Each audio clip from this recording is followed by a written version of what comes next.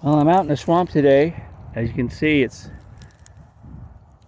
still overgrown, but a lot of the big stuff died out from the frost that came this morning, and I'm digging to see about some Coke bottles and some jars. I just found this small bottle. It's small. That's the only saving grace about it. Other than that, there's really nothing to it. I'm going to dig around. If I come up with something, I will let you know. In the meantime, hang on tight. Well, because I'm in the 50s dump, I'm coming up with stuff like this. It's a clone from Paris and New York. It's a cool bottle, but it's one of those bottles that are coated in a plastic. Interesting, but I don't know. I might keep it just because it's so weird.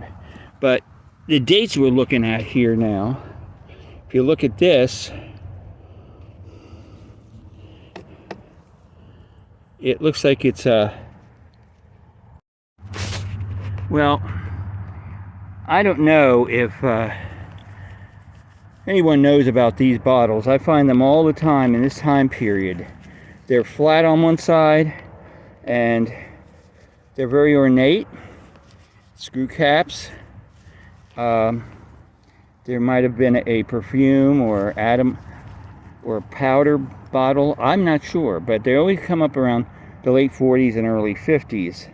So there we are. We're down at glass level, so maybe something like a Coke will come up. These are interesting though. People like them, and I can get rid of them pretty quickly because they are such an odd bottle. So there you have it. Let's keep going, see what happens next. Well, the only reason I'm showing you this stuff is because I'm not coming up with anything. Here's a Whitehall prescription pill bottle from the 50s. The only embossed bottle I've seen so far. This little pink thing built on a triangular sort of square. I don't know.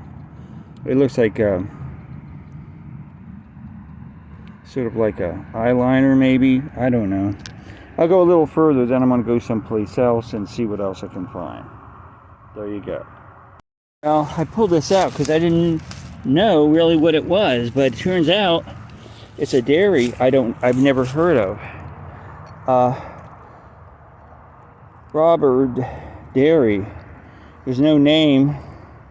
It's a 55, and Robert's Dairy. Yeah, it's a cool dairy bottle. One I don't have. It was just sitting in a pile in here. There's other stuff in here, but it looks like it's pretty much the same kind of stuff. But I will probe around here and see what I can find. That's a pretty interesting bottle. So we got a dairy here. Pretty cool. Okay, let's see what we got here. When Avon was king. Here we go. There's an Avon bottle right there. It was right here on the top. And you can see there's glass all over here. It's such a muddy mess. I'm gonna go a little further, then I'll be gone. See, you got stuff sticking out of the ground, but of course, it's your standard ketchup bottle. So let's keep going. Well, if anybody would know what a federal law Johnny Walker looks like, there you have it. It's has Johnny Walker right about here. You might be able to see it sort of faint. There's federal law up here, and there's Johnny Walker there. It's a cork, but it's not the greatest bottle in the world, but it's better than a Gordon's gin. A little bit more, and I'm off. Well, here we have something very rare. A shoulder embossed Borden's. And it's just a standard Borden's from the 50s. But it's embossed, so I may take it just because People like milks, and I might have somebody wanted one. I'll go a little bit further. If I don't find a Coke, I'm gone. Bye. Well, I was just walking out, and I saw something strange sticking out of the ground, and this is what popped out just now. It's a decanter. Wow. It's a decanter with a sunburst on it. Still, we're looking at the 50s here, nothing special. There's some writing on the bottom which I cannot read, but I will when I get it home. Interesting. I like these decanters. They're not really highly collectible, but they not as popular as they used to be. But they're fun to find. So there we have it. Take it easy. Let's talk to you later. Okay, I'm going to make this quick today if I can. It's not going to be easy, but I went out digging the other day, yesterday, in a 50s dump, like I do. Didn't want to travel too far yesterday. I had other chores I had to attend to, so I just had a few hours to go out, so I went locally, and I came up with some stuff that's pretty interesting. As you know, I like to find out about the history of these bottles, and so that's why I go out and I try to find them and relate to you what they're all about. We're going to start off here with the milk bottle, which I was surprised to find, and to realize that this is a fairly rare bottle as far as I'm concerned, because I've never found one. And it's a local bottle. It's from the Savannah area. It's Robert's Dairy. It's not too very far from here, actually. It's just on the east side of town. It's no longer there. The dairy, the farm itself was abandoned in the 60s. It started in the 1920s, and what happened to it was pretty much the company was pretty popular in the 1920s all the way up till about 1960. Well, actually 1980, I'm sorry. I keep saying 1960, but 1980. Now the farm had been abandoned. Some of the barns are still there. There's a horse farm there, a riding stable. There's also a few craft shops in the old barn, and a florist. There's a whole bunch of things there, community oriented. But as far as the dairy is concerned, it's no longer there. This bottle was probably produced in the late 40s and early 50s. It's a Thatcher milk.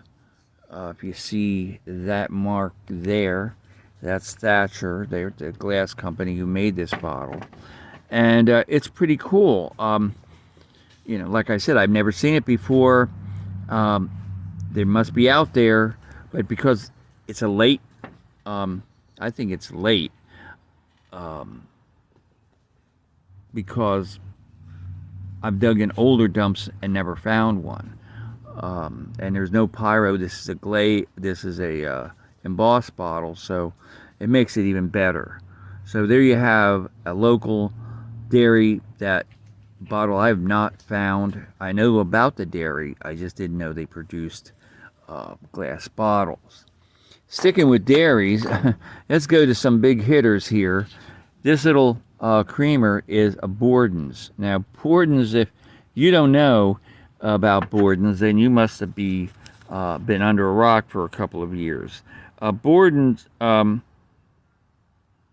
is at one point, one of the largest producers of milk in the United States. It started way back in 1856 by a guy called Borden. And what his claim to fame was was he was successful in producing condensed milk, and in 1856. And it just so happened that when the Civil War started, he was the only guy in town who was able to supply the Union Army with canned milk. And so it grew from there. And a few other things that are important about Borden's is they're also one of, if not the first milk company to bottle milk in glass bottles. And they started that, I think, way back in 1895. So you had Borden's bottles back in 1895. I don't know if they were marked. Most of those bottles, when you find milk bottles around 1900, they aren't embossed. They're a plain shaped bottle, as you see today, short neck. And they had a tin closer, and people a lot of time use the bottles to go right to the dairy and have the bottles filled. Borden's, I think, was a exception to the rule. Now, this bottle that we're looking at was marked 1955, and that goes right along with the age of the dump. Another big shooter here is Foremost. Now, what does Foremost and dairies have with one of the largest mail order companies in the world? Well, it is J.C. Penney was the guy who founded Foremost. He invested a lot of money in Florida. He bought a farm around Jacksonville, and that's when he started with a guy called Ralph Gwynn.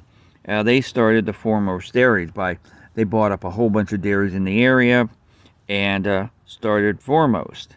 And they were really successful. They grew leaps and bounds.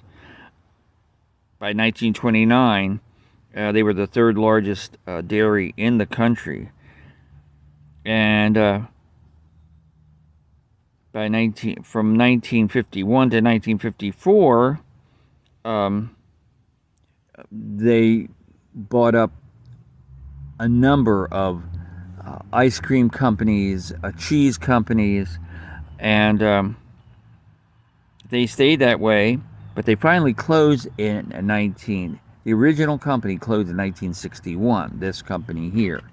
Now, it was reestablished in 1995, and now it's an international products company. I don't know what all it does, but there's a big thing on the internet about it. The Foremost Dairy that started today, or 1995, I think it started up in Wisconsin.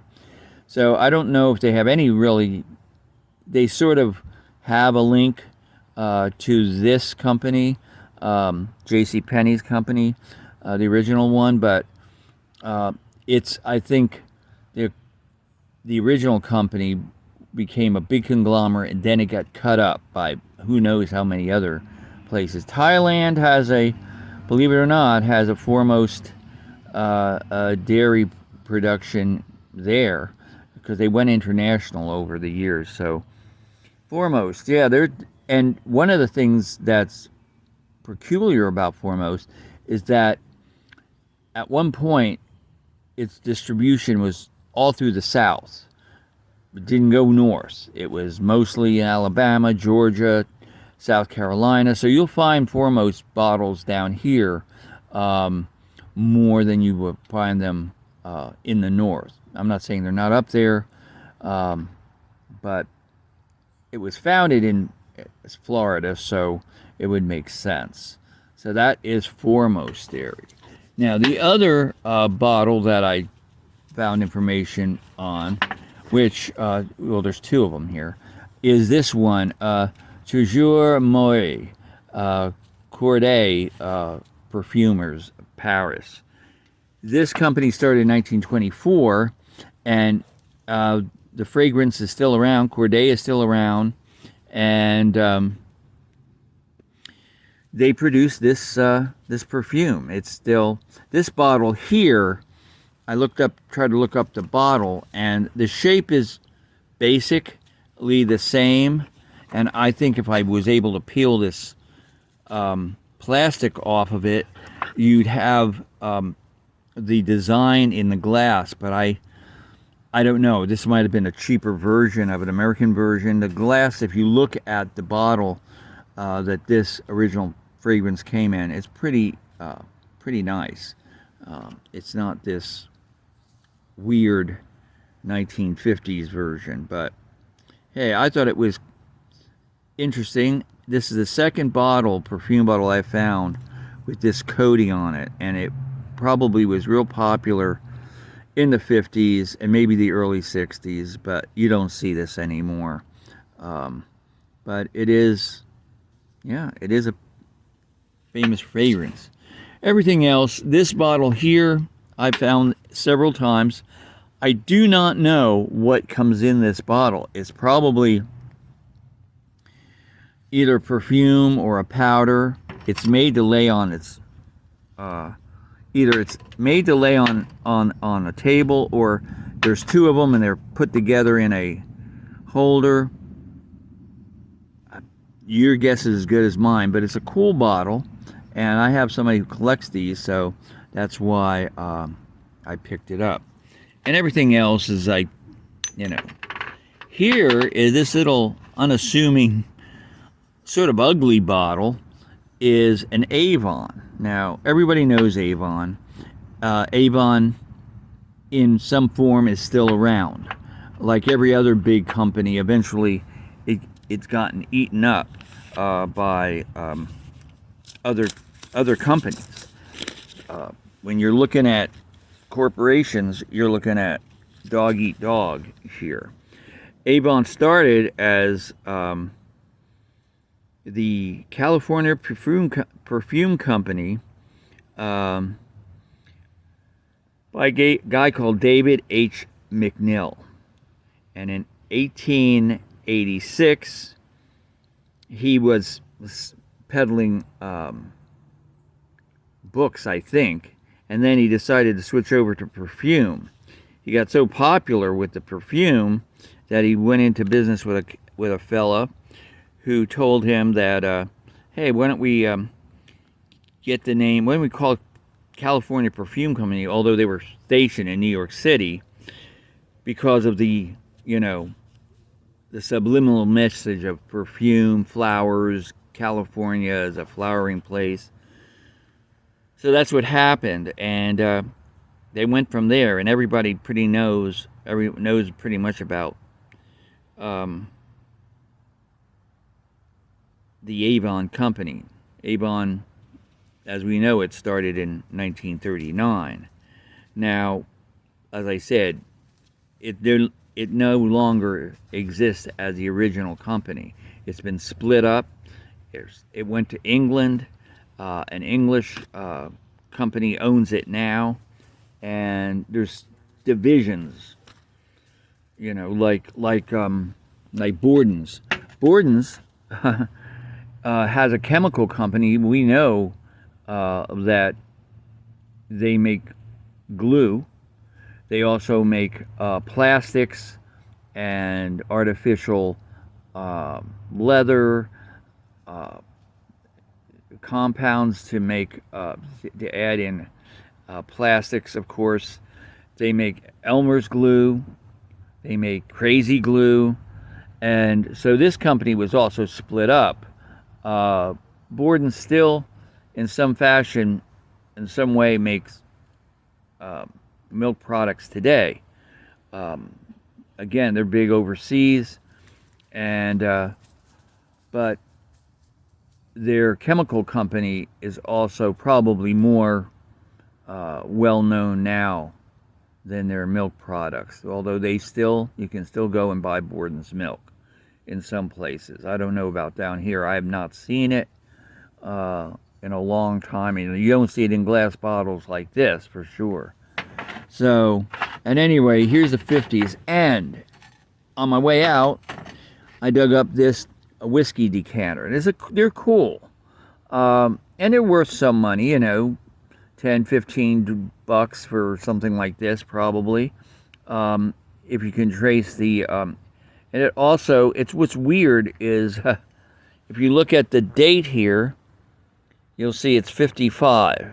It's not, that's the date, or 53, right about, I can't even reach it. But you see 53? That's the date this bottle was made. What's weird about most of these glass bottles we have here are made between 53 and 55. That's a 55. This also is a 55. What else did I see? Avon's a 53. So, yeah, that really puts that dump in perspective. It's not a deep dump. It's only about, the use layer is only about a foot deep. It's just a layer of trash under about a foot and a half of clay fill, and underneath is the natural sand. So, but it's acres wide. It's acres. It goes forever. But it won't be around for long, as I said. I think they're going to develop it eventually. And it's so shallow that it wouldn't take much to get rid of it, really. There might be little chunks left if they do develop it that are along canal and creeks or whatever that are there. But outside of that, the 50s, you know, I'm a bottle collector, so I'm not really snobby about what I collect. I have tons of 19th century bottles. You know, I have rare bottles. I have 18th century bottles. But what I'm into now is finding who made the bottles, what was in the bottles, and, you know, why they exist. And, you know, how they were manufactured, all that kind of stuff. I mean, there's valve mark. See that little circle? That's a valve mark made by automatic bottle maker. If you see that under a bottle, everybody said, well, you got to look at the neck and see. Well, that's true if you have a full post mold like this one. You can see there's the seam goes all the way up, and there is a big valve ring. You can't really see it on that one, but the milk bottles are easy to see. This one, you say was slight one. This one, you can see they're always crooked. They're always off a little bit on smaller bottles. This one is really well made, so believe it or not, I think this bottle had some thought put into it, because the seam is not visible on the bottom. And even, as you can see, it's a two-piece mold, and there is the seam right there, right here in the front, which is, I think, is odd. You would think it would be off to the side, but nope, it's not. That's the seam goes right down the middle. So, yeah, this is a well-made bottle, believe it or not, well thought out. Well, there you have it, my little sojourn. I'm going to go out and see what I can find with a little bit more age to it. I don't know how lucky I'm going to get. I haven't been that lucky lately. But there you have it. Enjoy the rest of your day, and we'll see you soon. Bye.